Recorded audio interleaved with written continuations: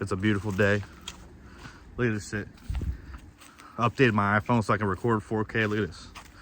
Anyways, it's a big day for me financially. I moved all my funds. I moved everything out of Wells Fargo into Chase. I got approved for unlimited freedom card because I've never had a credit card before because my credit score is low because everything's paid off.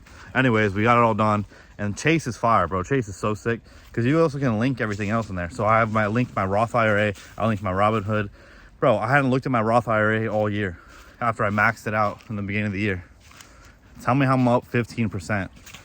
Bro, my CP or CB, whatever the fuck it is, financial advisor, bro, he's the GOAT. And he does it pro bono for me because he's a family friend. Anyways, so I'm a little hungover, bro. I was faded last night. But that's besides the point. That's besides the point. Oh, man. The painting is at my house. I'm gonna have to wait to do this video at home. Psych. I'll just talk about this. So I was telling Julianne about this last night. It's like some of the stuff I want to do at work, for example, like essentially I'm the wellness coordinator, like the wellness person for my whole college, like the college within a college. Like if it's the University of Nebraska, and then the University of Nebraska has like, you know, the College of Engineering inside of it, has the college of all these different colleges. Well, one of those colleges, I'm like the head wellness person. There's a lot of shit I want to do. One of them is I want to give this speech. So one time when I was like, I want to give this talk. There's a certain talk. I came up with this talk on the cuff one day because I went to some professional development course, and it was for public speaking. And at the end, she was like, "Oh, does anyone like gonna give a speech?" I was like, "Fuck, sure." So off the cuff, I came up with a speech about alchemy, and I made everyone. I was like, you know, we're all alchemists here. We can all change our, you know, like emotions are something that come from us, not at us. Like, yes, like, you know, things make us angry, things make us sad, but at the end of the day, like that emotion is coming from us.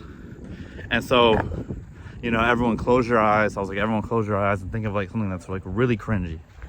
Really, really think of like the cringiest moment you've ever, you know, whether it's in high school, whether you fucked up when you were, you know, because I'm talking about residency, you know, whether you fucked up in the OR or whatever it is. And then I let them think about it for a while, and I said, "Okay, how do you feel?" And they're like, "Ooh, I feel icked out." "How do you feel?" I asked everyone how I feel out, and I was like, "Well, you just did alchemy. There you go."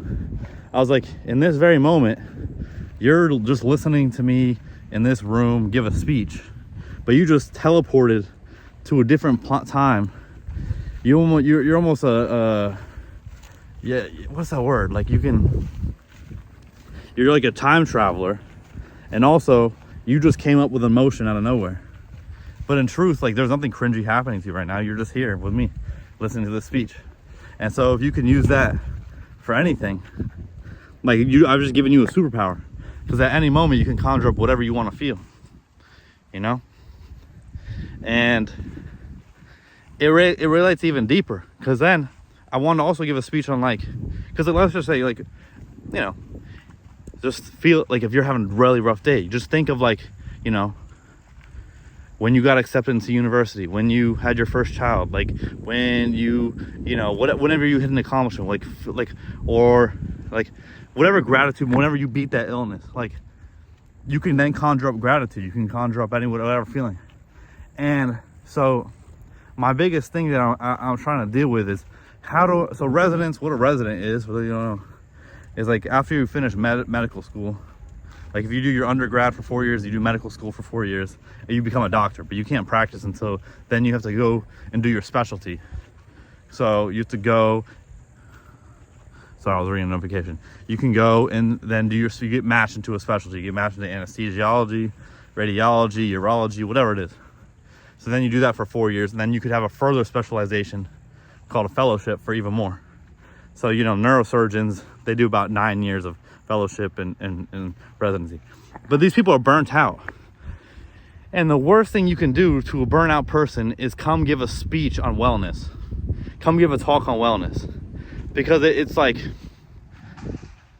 okay, so rather than allowing them to have this hour to really do a wellness thing, like a decompressing thing, whether it's like sitting on your phone, whether it's just like, you know, fucking off, we're gonna make them come to this this talk, and I'm going to talk to them in a corporate way about wellness.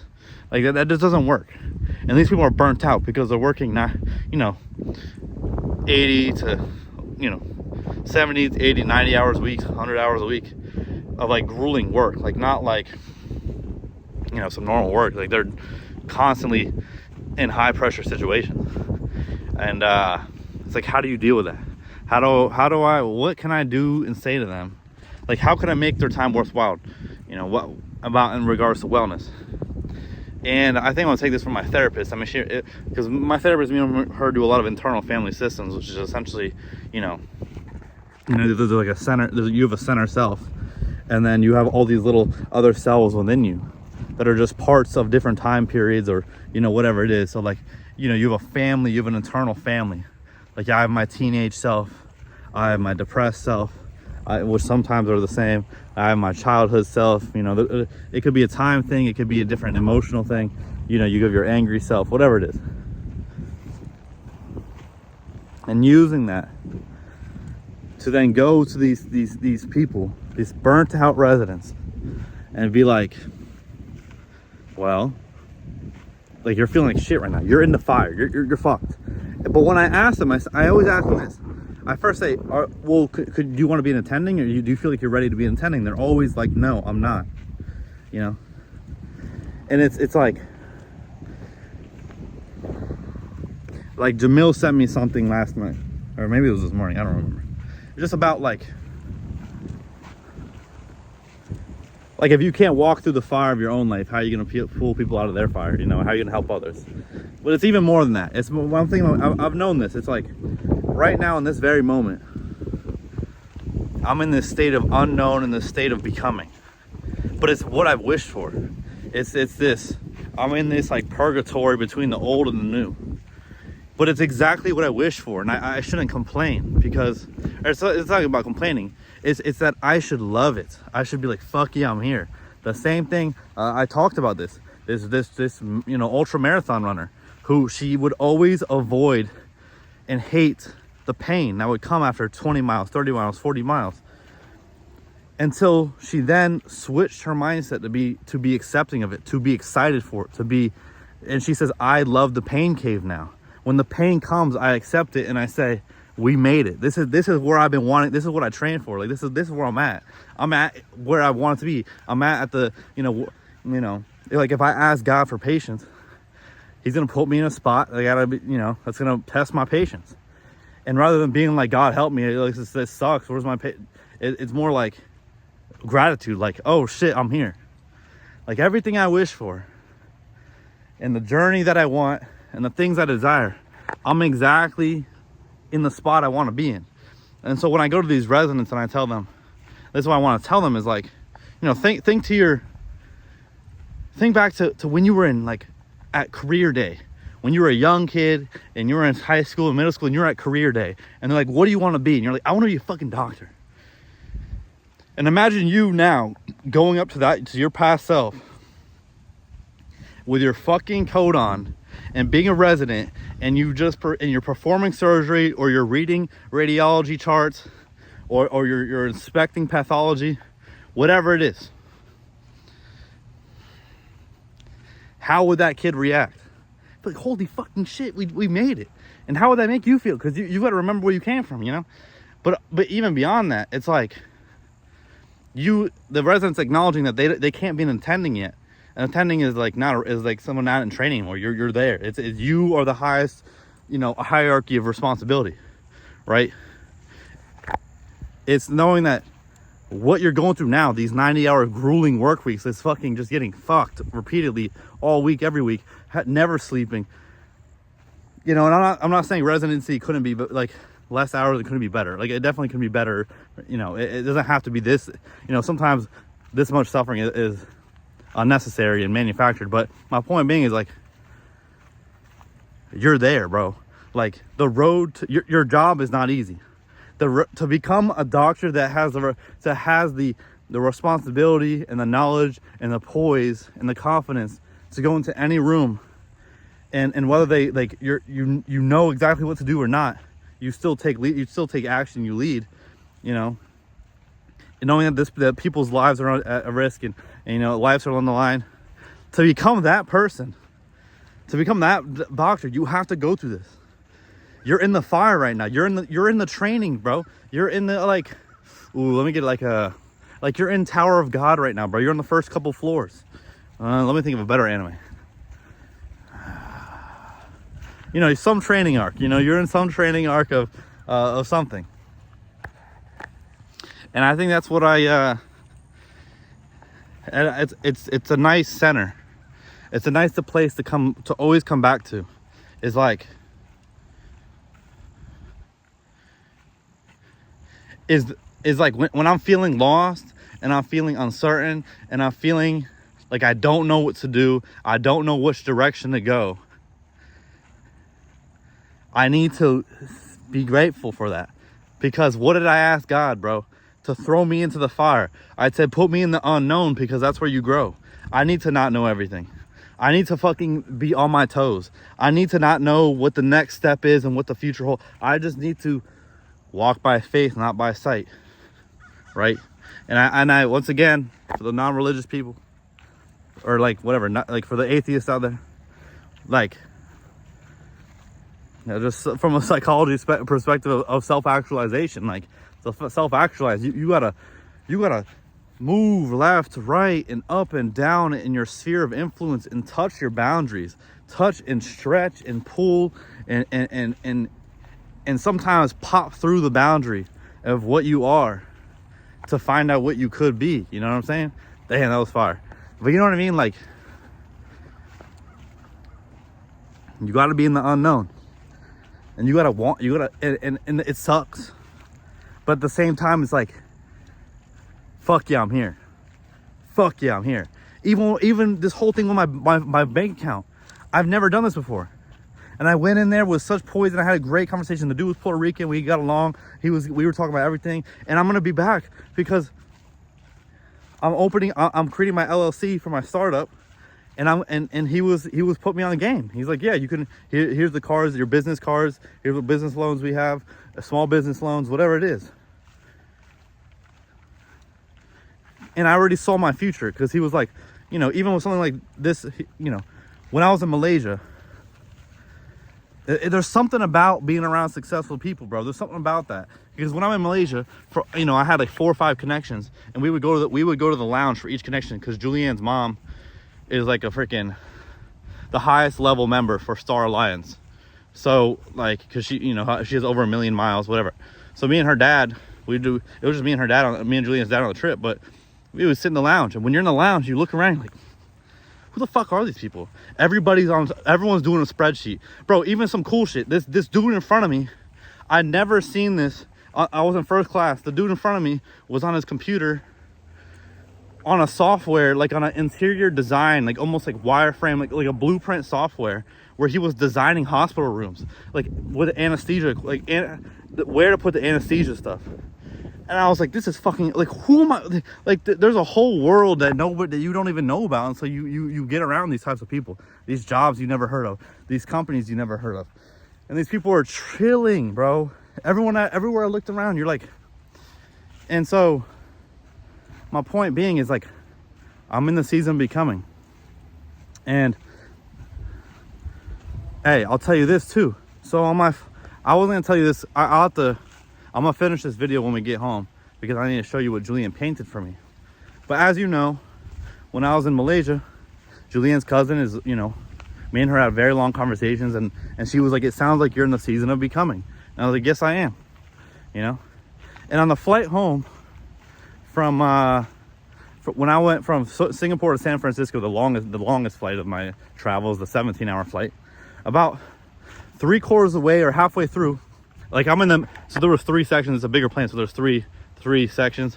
I'm in the middle section, and in our middle, it was just me, a middle seat that was empty, and then this lady. About halfway through this flight, 3/4 of the flight, this lady just starts talking to me, and she's like, what do you do? And I lied. I said, hey, come here. I lied. I was like, oh, I'm doing my master's in finance. Like, I was lying, bro, because for some reason I wasn't confident in saying, well, because I don't care. My job is just a placeholder job. My literal job that I have is just, I don't care. That's not like something, that's not who I am. That's not what I do. But I wanted to say, I'm an entrepreneur and I have this channel and I do the things. But I didn't say that. But we kept talking. And then we spoke for like 3 hours. Turns out, so her husband, she lives in Singapore. She's from New York City. She lived in New York her whole life with her husband. And she was doing investment banking, and her husband was it starts with a C.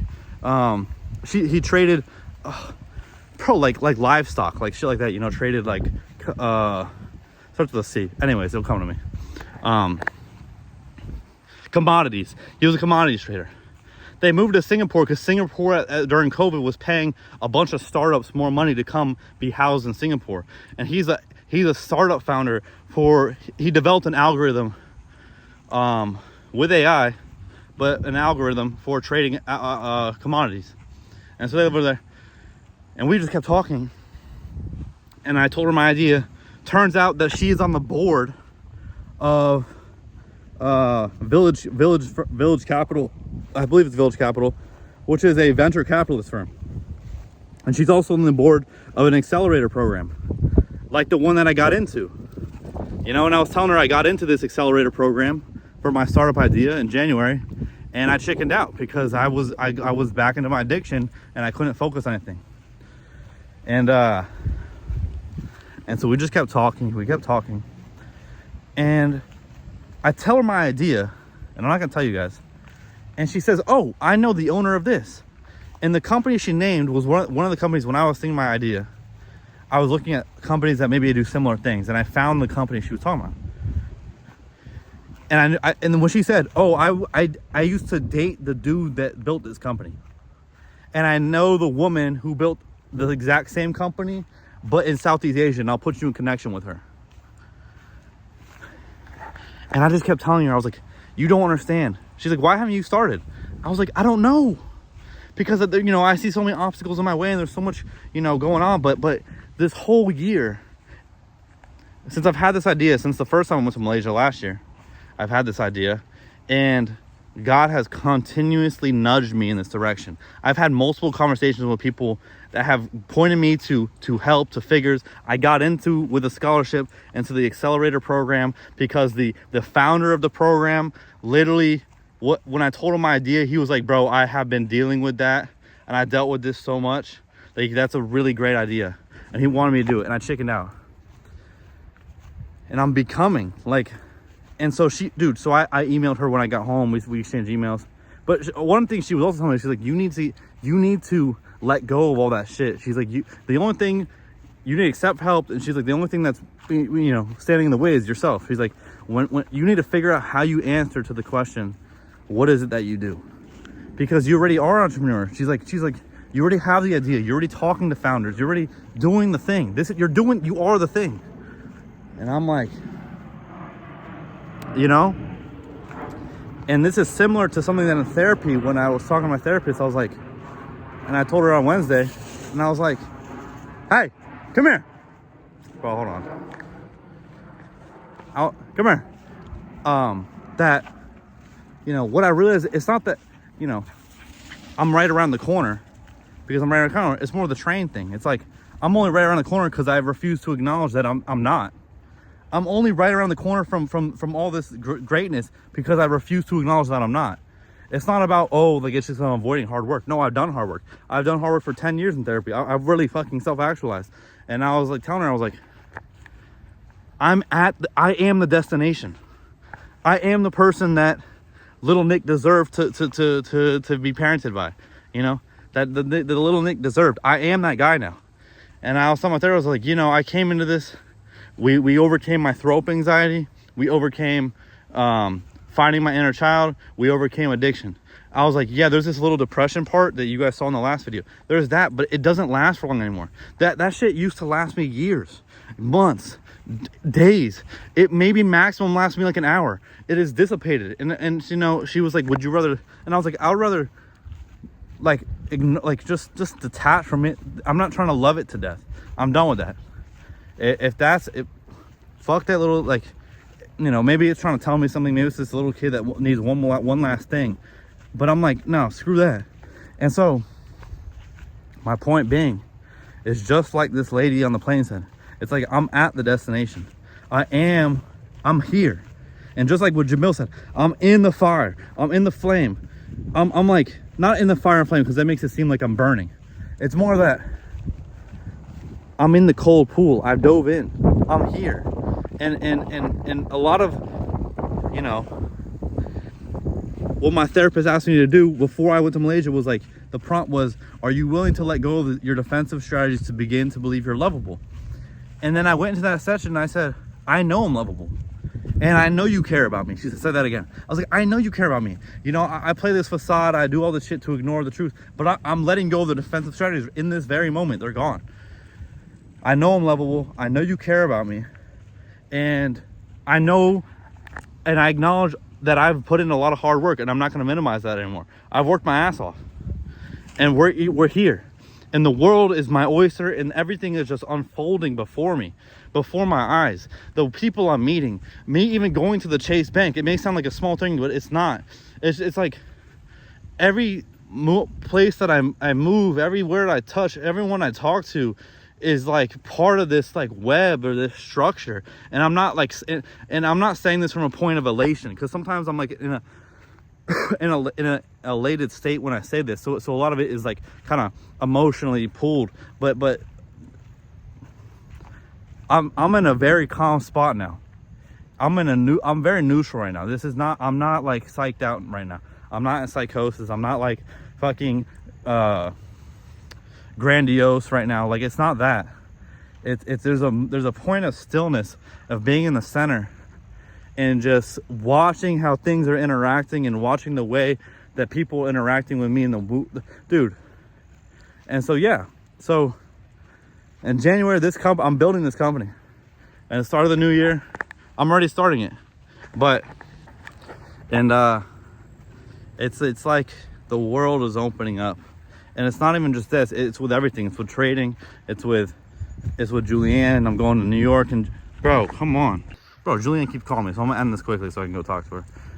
But I'm gonna show you guys, Julianne, I asked her to paint me something with the theme of like overcoming depression, overcoming this. I love when she paints stuff for me. She's a great artist. And so I asked her to paint something for my birthday, and she couldn't do it because she was, in school. So over Thanksgiving break, when she was at my parents' house, she painted it for me.